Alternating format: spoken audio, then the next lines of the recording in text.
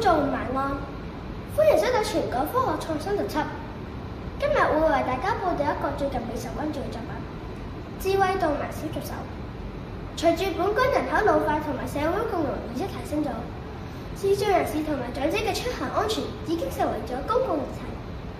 有見及此，有一組本地嘅小學生團隊研發咗呢項智能裝置，目的幫助有需要嘅人安全橫過馬路。我哋今日好榮幸請到呢個團隊嘅其中一位成員劉子榮。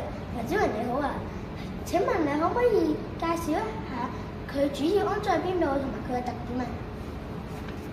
智慧導盲小助手主要安裝喺交通燈柱上，透過內置光學感應器，準確識別紅綠燈狀態。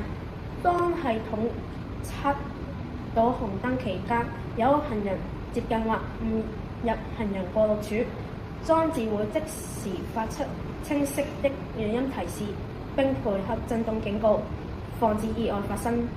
此產品具備防水設計，能適應本港天氣，並且完全自動化運作。多謝大家。多謝劉子榮嘅分享。據了解，今次嘅發明已經進到比賽嘅最後階段，評審團對佢嘅技術同埋可行性表示咗肯定。我哋期待更多學界嘅創新方案，可以推動本港智慧城市同埋共融社會嘅發展。以上就係全港科學創新特輯嘅報導，多謝收睇。